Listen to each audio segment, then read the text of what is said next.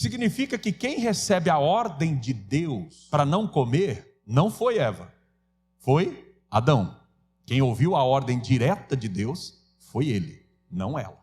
Ela certamente ouviu o ensinamento da parte dele, de que não deveria. Ou ele não soube passar o que foi dito, ou ela aumentou, porque ela disse que não podia nem tocar. E Deus não falou que não podia tocar, falou que não podia comer. Mas quando ela conversa com a serpente, ela diz que não pode nem tocar.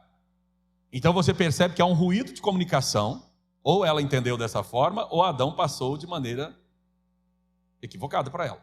Mas quem tinha a responsabilidade total era ele.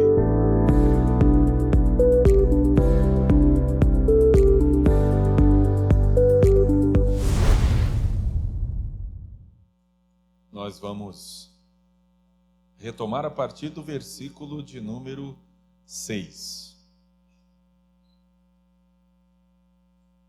Porque nós paramos no versículo 5.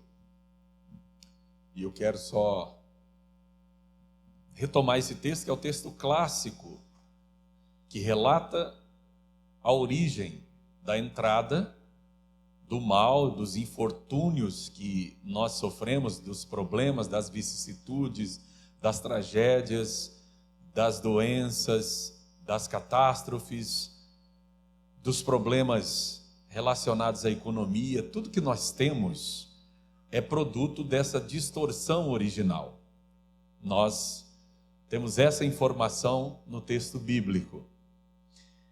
Como eu disse ontem, a forma de concepção de mundo dos gregos tira esse peso de sobre os seus deuses, porque o universo não veio à existência entre os gregos de maneira proposital, e principalmente o ser humano, mas de maneira acidental, ou seja, havia da parte das divindades gregas uma espécie de ciúmes, uma disputa com os seres humanos. Ao passo que o texto bíblico revela uma ação diretiva da parte de Deus. Deus propositalmente criou os seres humanos. Seres humanos, assim como o universo todo, não veio a existir por acidente. Aquilo que eu disse ontem, da pergunta filosófica sobre o universo, se ele é necessário ou se ele é contingente. Ambas as opções são descartadas de acordo com o texto bíblico, porque o texto nos revela uma ação diretiva. Deus quis fazer. Por que Deus quis fazer? A única resposta que a gente presume ser possível de responder essa questão é que foi por amor, não por necessidade e muito menos por acaso, mas por amor.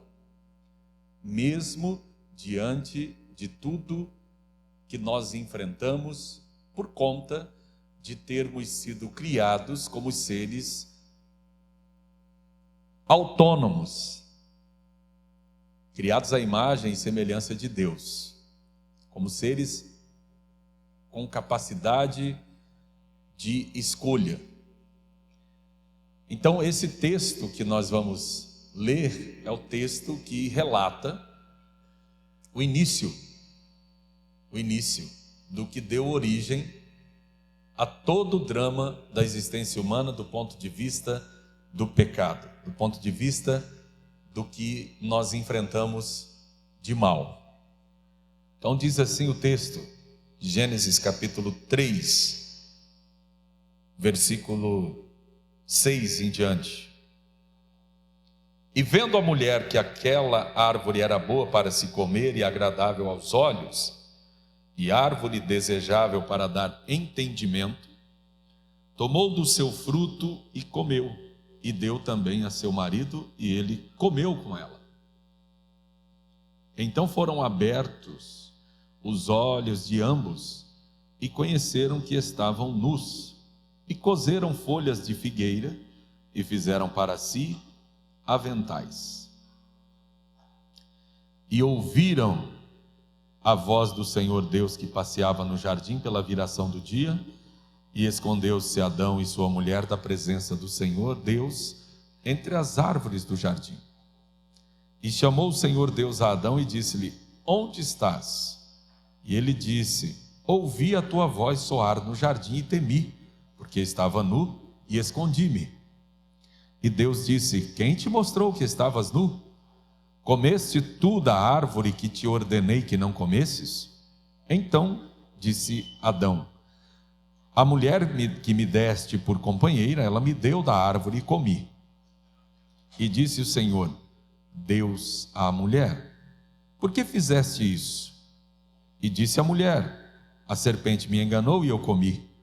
Então o Senhor Deus disse à serpente: porquanto fizeste isso, maldita serás mais que toda besta e mais que todos os animais do campo. Sobre o teu ventre andarás, e pó comerás todos os dias da tua vida. E porei inimizade entre ti e a mulher, e entre a tua semente e a sua semente. Esta te ferirá a cabeça, e tu lhe ferirás o calcanhar. E a mulher disse: multiplicarei grandemente a tua dor e a tua conceição. Com dor terás filhos, e o teu desejo será para teu marido, e ele te dominará. E a Adão disse: porquanto deste ouvidos à voz de tua mulher, e comeste da árvore de que te ordenei, dizendo: não comerás dela, maldita é a terra por causa de ti. Com dor comerás dela todos os dias da tua vida. Espinhos e cardos também te produzirá. E comerás a erva do campo. No suor do teu rosto comerás o teu pão, até que te tornes à terra, porque dela foste tomado, porquanto és pó, e em pó te tornarás. Bem, a gente poderia continuar essa leitura, mas os irmãos conhecem e sabem muito bem do que se trata a narrativa. O que eu quero destacar com vocês é o seguinte: a forma de entrada do pecado no mundo, no universo.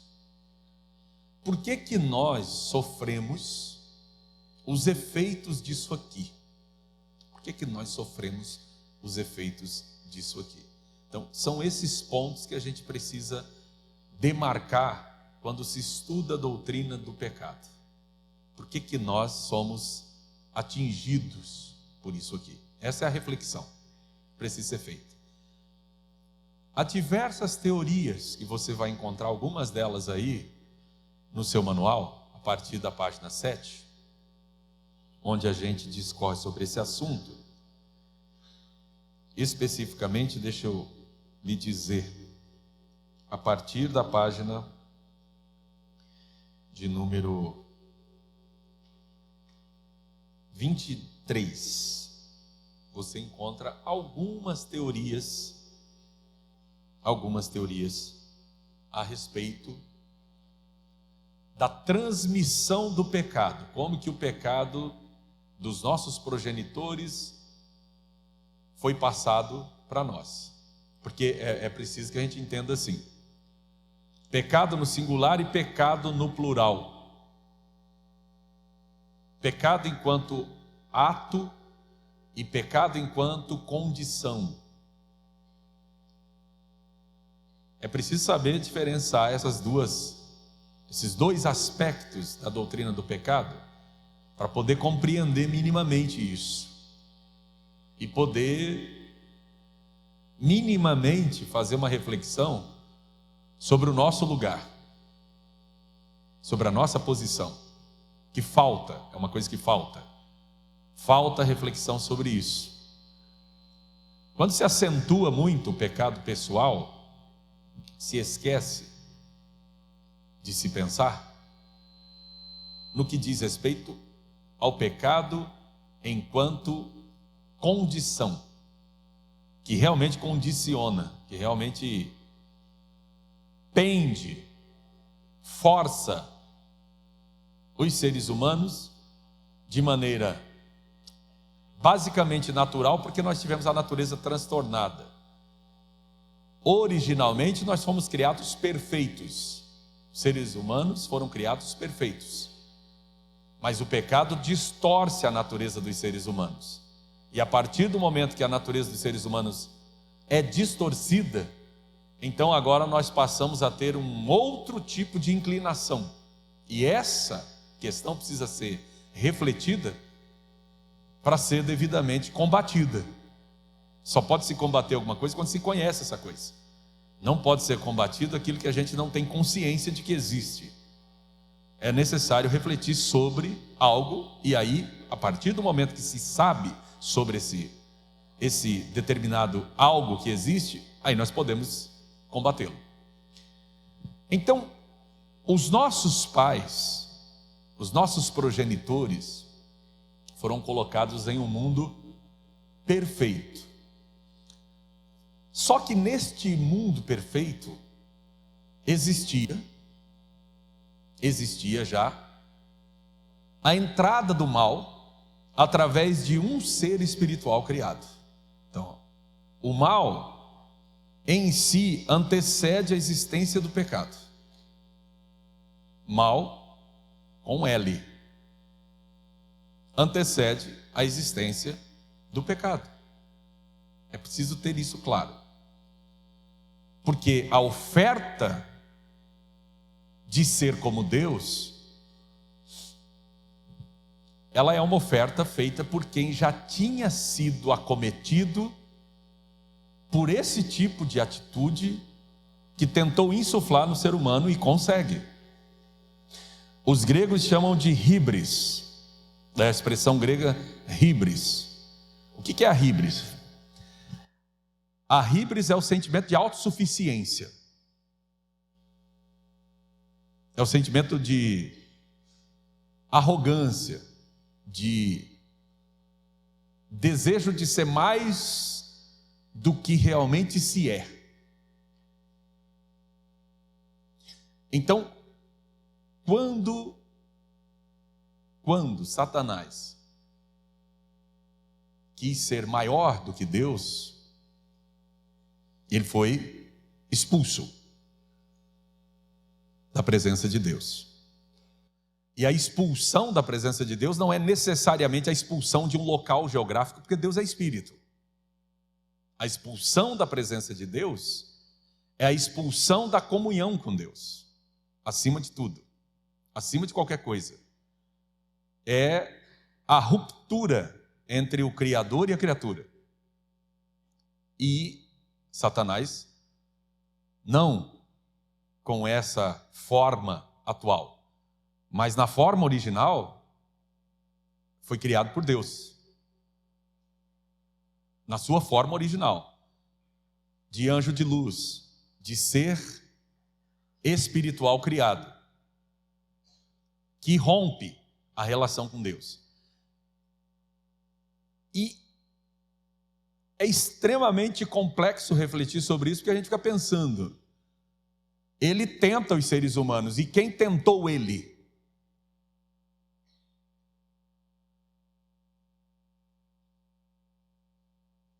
Né? É só para ficar um pontinho assim, para a gente pensar um pouco. Ele é inexcusável, porque parece que ele, não sei como, consegue produzir a ambição. Ele consegue produzir ambição. Então é impossível a regeneração dele e consequentemente, a sua absolvição. Porque ele praticamente cria o mal. E a partir do momento que tem a criação do mal, e aqui nós poderíamos pensar um pouquinho filosoficamente, nós poderíamos tomar o pensamento aristotélico, que fala da potência e do ato. De forma muito grosseira, daria para a gente dizer o seguinte: havia o potencial do mal no universo, mas não havia o ato concreto, a atitude concreta da realização do mal. Isso não tinha. Então, Satanás ele proporciona as condições de se materializar isso. Então ele sai da potência e vai para o ato. E ele é, obviamente, julgado, punido por isso. Ele é traído pela sua ambição, porque ela o cegou, ela entorpeceu a sua visão de que ele poderia sobrepujar o Criador. Mas o Criador, ao mesmo tempo que é benevolente, é poderoso. É poderoso. E ele dá autonomia, de forma que é impossível se virar contra ele e o julgá-lo arbitrário, primeiro porque não temos condição de mensurar isso, não temos uma régua moral e ética para mensurar a justiça dele. A gente fala sobre conceitos que são aproximados, mas a gente não tem condição de fazer isso. Está muito além, tá? É absurdo tentar fazer isso. É estupidez fazer isso, tentar fazer qualquer tipo de mensuração quando se refere a Deus. É estupidez. Tá? E ele pensou que poderia ter sucesso, não sei como, e foi vitimado. Inclusive, entre as recomendações de Paulo para a ordenação ministerial, está o cuidado de fazer isso com quem é jovem, e ali não há apenas uma questão etária, ali há também uma questão de maturidade. Está se falando assim, geralmente a pessoa sem experiência, ela é acometida muito facilmente de soberba. Porque quem já teve pelo menos, desculpe, estou sendo filmado aqui, é para fazer um corte, eu não posso falar isso que eu ia falar agora, porque vai ficar indelicado. Quem já teve pelo menos um desarranjo intestinal, sabe que ninguém é nada dentro daquele sanitário. Né?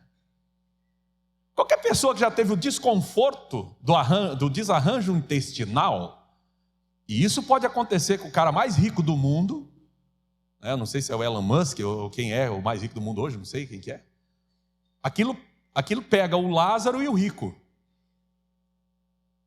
E é horrível para todo mundo. Então qualquer pessoa que já teve esse desarranjo e não conseguiu chegar num sanitário a tempo de evacuar, e segurou um flato, quase morrendo, ficando roxo, porque se soltasse não seria somente ar expelido. Desculpa, eu estou sendo bem claro com vocês assim para vocês entenderem, não é para vocês rirem, é até para chorar um negócio desse aqui, é para ninguém ser metido a besta aqui no meio. E a gente vê gente metida a besta porque ele não entendeu ainda que ele não é nada. Quando você vê alguém metido a besta é porque ele ainda não entendeu que ele vai morrer. E os bichos não virão de fora para comê-lo, sairão de dentro dele. Nós somos cheios de bichos. Então, se todas as pessoas tivessem a exata consciência da sua miserabilidade, não se sentiriam sendo nada. Não seriam arrogantes porque tem dinheiro, porque tem conhecimento, porque tem posição, porque tem isso, porque tem aquilo, porque tudo isso vai passar. Somos fúteis, somos frágeis, somos vaidade, névoa, passa. Então é preciso pensar. Só que o Satanás perdeu essa consciência, e ele achou que poderia sobrepujar, e o Criador o expulsou. Então Paulo diz, não leve alguém, não coloque precipitadamente as mãos sobre alguém, principalmente neófito, para que não caia na mesma, para que se ensoberbecendo, não caia na mesma condenação do diabo. Porque soberba é coisa do diabo.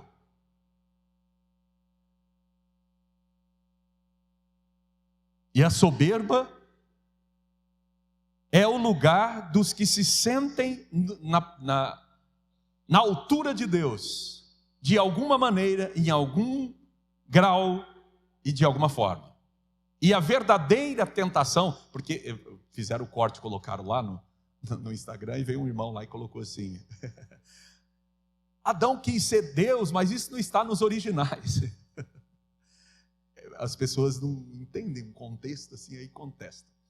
É porque foi oferecido que eles seriam como Deus. Porque se fosse dito assim, você vai comer isso aí só vai produzir angústia e dor. Ela comeria? Não. Vocês serão como Deus.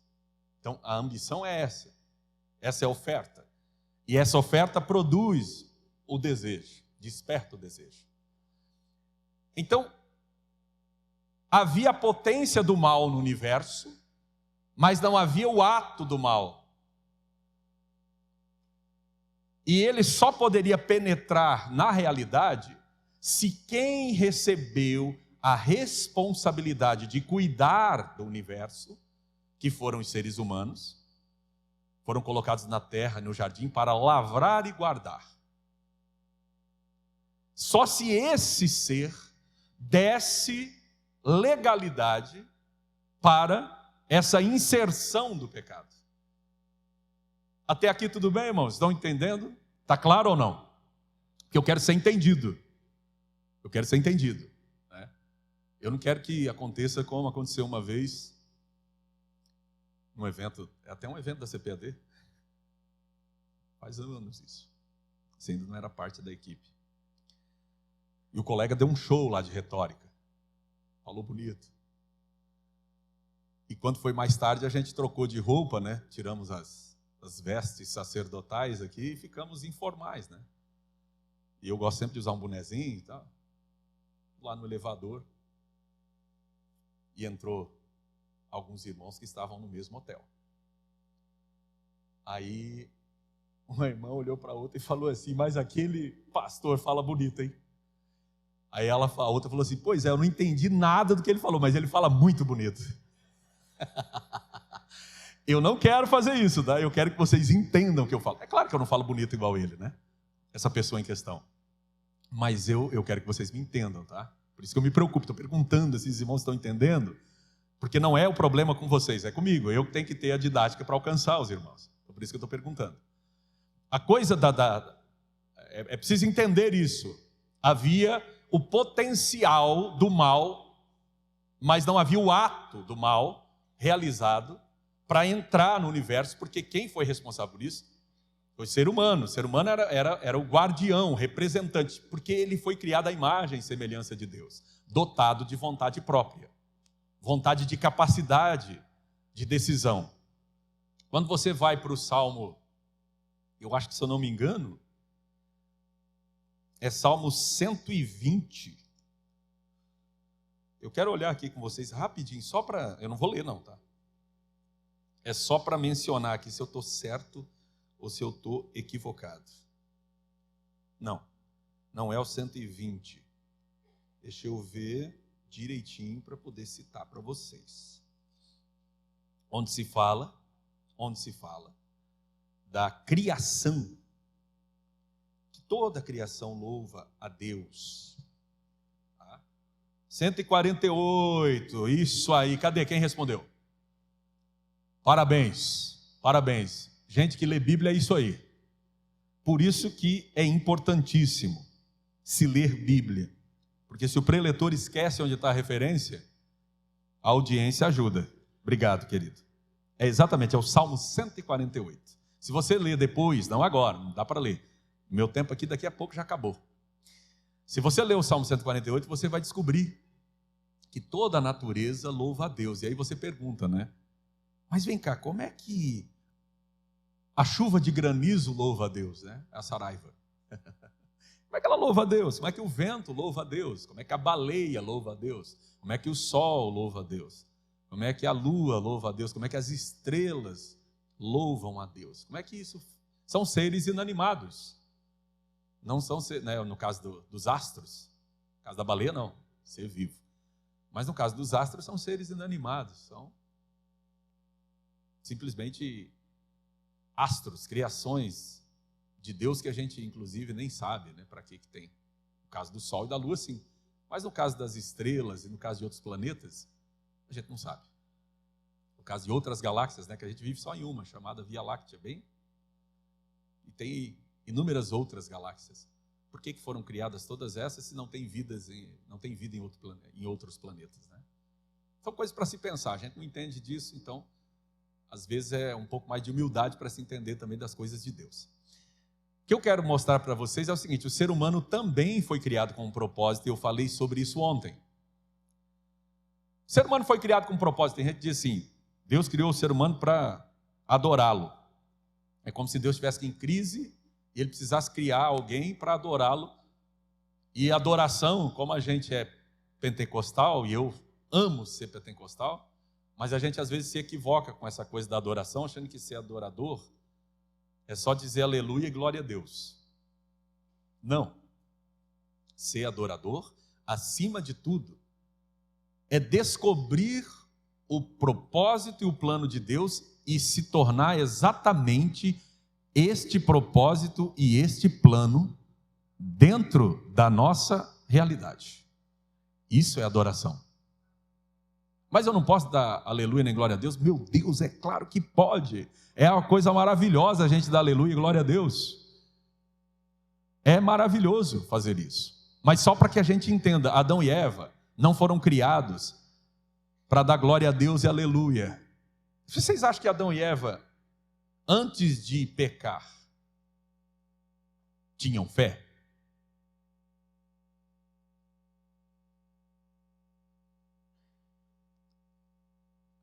Será que tinham fé? Eles tinham um relacionamento com Deus extremamente direto. Então eles não precisavam de fé. Quem precisa de fé sou eu e você. Nós precisamos. Eles não precisavam. Pelo que a gente depreende do texto, era uma prática de Deus ter um particular, ter uma audiência com Adão na viração do dia. Tinha um encontro com ele. Era como se Deus passasse em revista a Adão e dissesse: e aí? Me dê um relatório do que você fez hoje. Você saiu para dar nome a todos os animais. E o que você fez hoje? O que você conseguiu realizar? Quem que você nomeou hoje?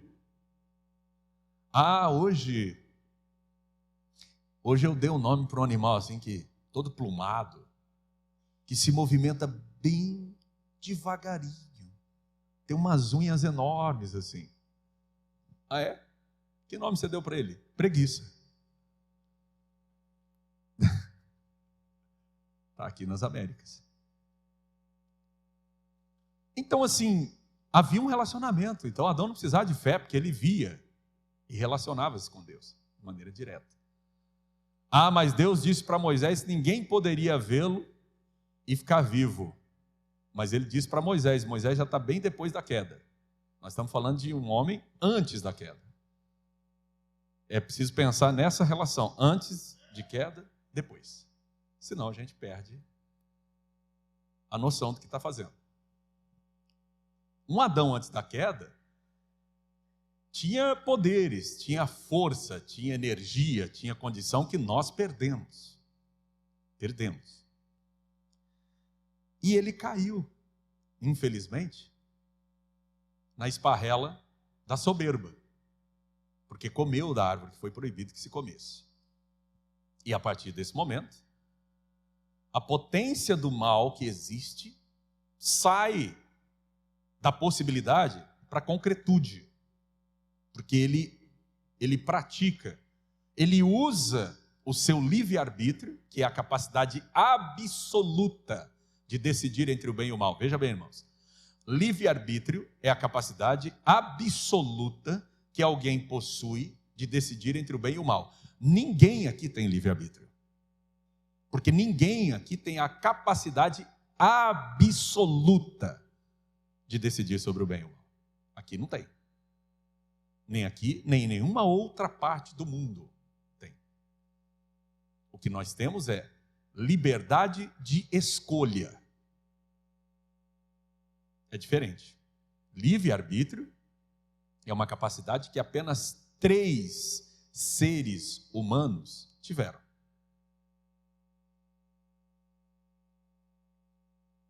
Adão e Eva e um outro. Adão e Eva, 2 seres e mais um.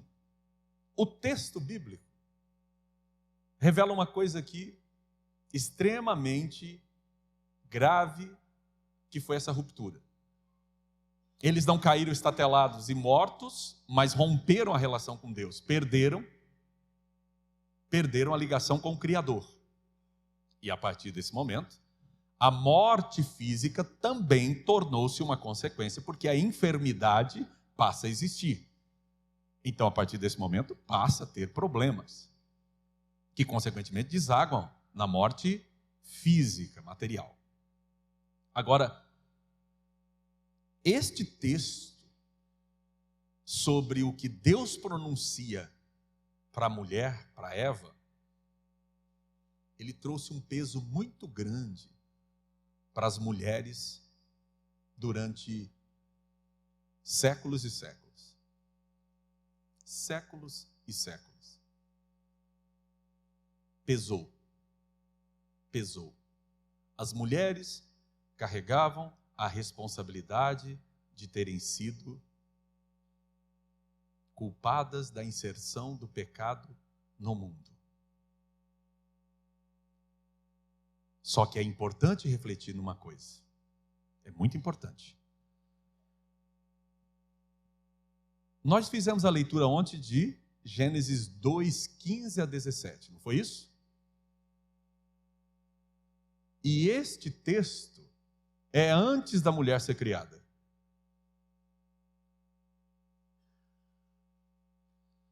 O que significa que quem recebe a ordem de Deus para não comer não foi Eva, foi Adão. Quem ouviu a ordem direta de Deus foi ele, não ela. Ela certamente ouviu o ensinamento da parte dele, de que não deveria. E ela, ou ele não soube passar o que foi dito, ou ela aumentou, porque ela disse que não podia nem tocar. E Deus não falou que não podia tocar, falou que não podia comer. Mas quando ela conversa com a serpente, ela diz que não pode nem tocar. Então você percebe que há um ruído de comunicação da parte de alguém. Ou ela entendeu dessa forma, ou Adão passou de maneira equivocada para ela. Mas quem tinha a responsabilidade total era ele. Porque ele ouviu da parte do próprio Deus que não podia fazer. Pois bem, as mulheres passam a ter um estigma da responsabilidade pela entrada do pecado no mundo. Só que as pessoas esquecem de olhar que no mesmo texto tem uma promessa, que na teologia se chama de proto-evangelho, que é o vislumbre inicial da promessa global de salvação, porque o evangelho é isso, é uma promessa global de salvação. O evangelho não é salvação para quem merece, o evangelho é salvação para todo mundo, e ninguém merece. É presente, é favor de Deus. E a promessa é que da semente da mulher, Deus suscitaria um descendente que esmagaria a cabeça da serpente. Mas preste bem atenção numa coisa, a promessa é extremamente precisa. Por que ela é precisa? Ela é milagrosa desde quando é feita, porque semente da mulher, a mulher não tem semente. é de onde também se deriva a palavra sêmen. É o homem que tem, não é a mulher. E aí alguém pode olhar aqui e falar, mas está errado biologicamente, porque a mulher não tem a capacidade de produção de sêmen. Ela tem o óvulo, que é fecundado pelo sêmen. Só que a promessa de Deus foi uma promessa de milagre. Não foi uma promessa de geração natural. Então, lá no capítulo 1 de Lucas,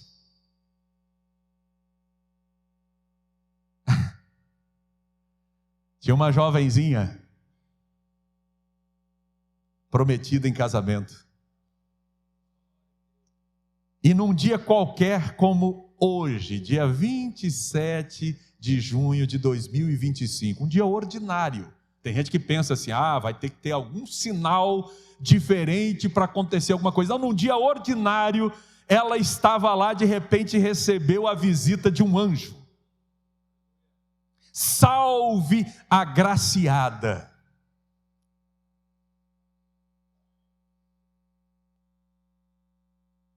E ela recebe a dádiva de carregar Deus no seu ventre. E não foi produto de uma relação, foi produto de uma miraculosa concepção.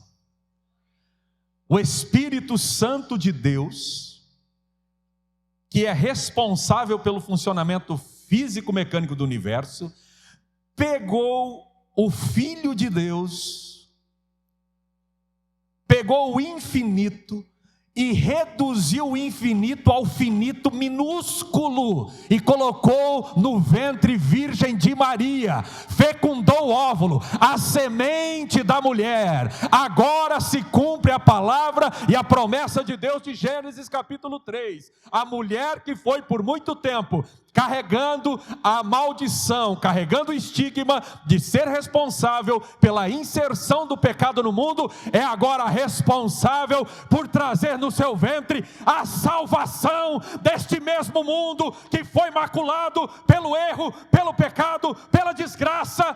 Tudo o que aconteceu agora é revertido. Isso é extremamente maravilhoso quando você para pensar na precisão do cumprimento profético. Quanto tempo passou? Passou muito tempo, mas Deus não se orienta pelo nosso tempo, Deus se orienta pelo tempo dele. O tempo dele é diferente do nosso e nós é que precisamos andar na agenda dele, não ele na nossa.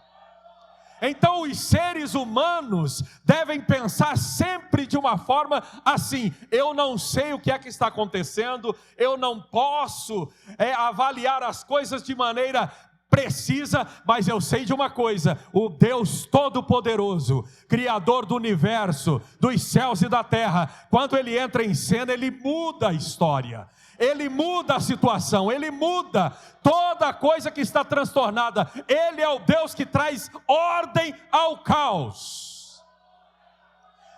Não pensem nem por um momento que Deus não é capaz de dar ordem ao caos pessoal da sua história, inclusive.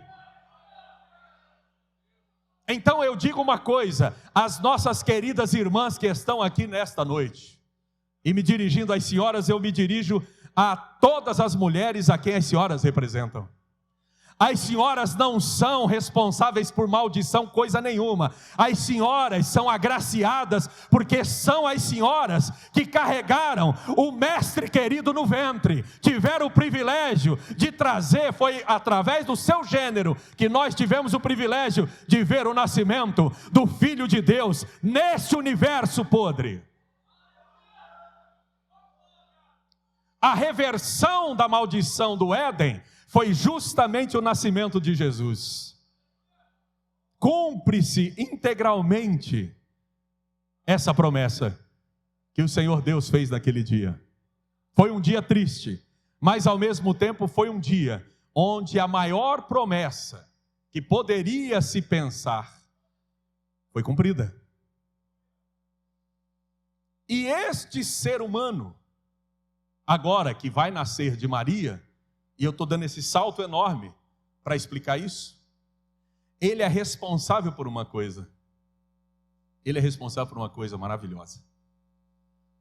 Quando ele chega à beira da barranca do Rio Jordão, para ser batizado pelo seu primo de segundo grau, que foi o último profeta do Antigo Testamento, o Espírito Santo de Deus veio sobre João, e ele revelou: eis aí o Cordeiro, que tira, que extrai, que arranca, que extirpa o pecado do mundo.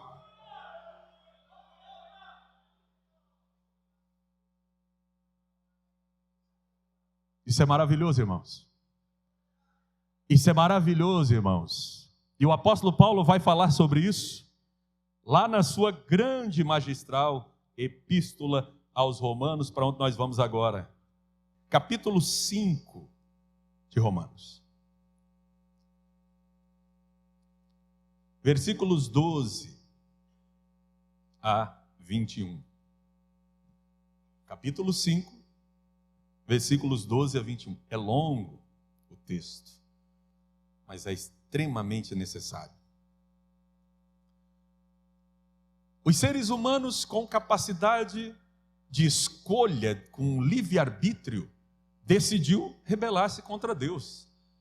O Salmo 148 fala dos seres vivos, animados, com vida, e inanimados, sem vida, que fazem exatamente aquilo que foram criados para fazer. Então, eles louvam a Deus quando eles fazem o que eles foram criados para fazer. O vento louva a Deus quando ele sopra. Ele faz o que ele foi criado para fazer. Só os seres humanos que foram criados à imagem e semelhança de Deus é que têm capacidade ruim de fazer o que não foram criados para fazer, que no caso é a desobediência. Só que Deus deu essa capacidade, porque imagine se nós não tivéssemos a capacidade de desobedecer e vivêssemos como autômatos, como ventrílocos, como fantoches, como robôs. Esse amor seria verdadeiro?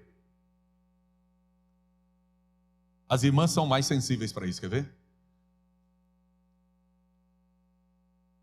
Se este homem com quem a senhora se casou, se a senhora descobrisse que ele casou porque ele não tinha outra opção, já ouvi, você ouviu? Já fez barulho, não precisa fazer mais nada. Não quer. Qualquer um quer se sentir valorizado. Então, assim, tinha 50 opções, mas ele ainda quis a senhora. Assim fica maravilhoso, não fica? Mas não tinha opção, só tinha... Ele foi quase que obrigado. Vai se sentir ofendido. Imagine Deus. Então, para um amor ser verdadeiro, ele tem que ser voluntário. Eu tenho que decidir fazer isso. Não pode ser constrangimento, não pode ser coerção, tem que ser espontâneo, né? E Deus, obviamente, muito maior do que qualquer um de nós, também quis seres que tivessem a capacidade de dizer não para Ele, de virar as costas para Ele. Infelizmente optaram por isso. É a opção mais estúpida que havia, mas optaram. Então, é com essa mente que nós precisamos olhar. O pecado entra e o mal todo se espalha, porque somos sacerdotes do universo e tínhamos a legalidade disso, dada por Deus lá no Éden. Não pode perder isso de vista. Falei disso ontem, estou só recapitulando. E aí vem Paulo agora refletindo sobre. Vamos lá. Versículo 12 do capítulo 5. Pelo que, como por um homem entrou o pecado no mundo, e pelo pecado a morte, assim também a morte passou a todos os homens, por isso que todos pecaram. Porque até a lei estava o pecado no mundo, mas o pecado não é imputado não havendo lei. Por isso que eu li o texto ontem.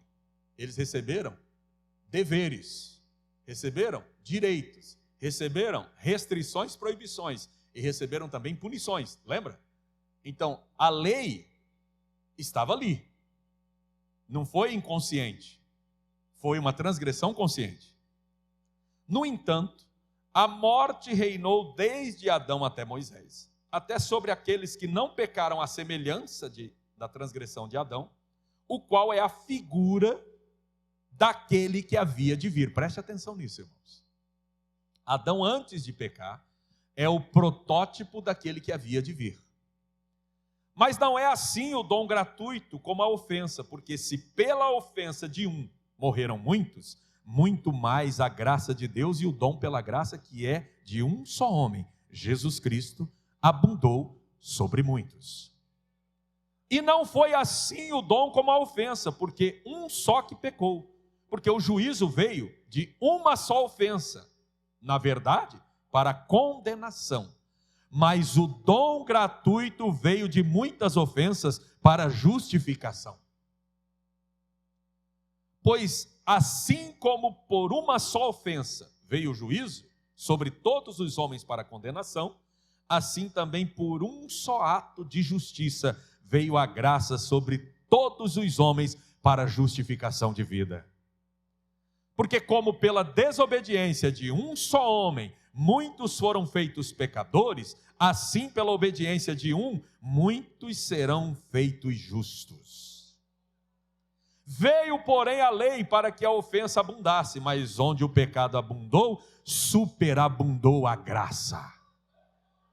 Para que, assim como o pecado reinou na morte, também a graça reinasse pela justiça para a vida eterna, por Jesus Cristo,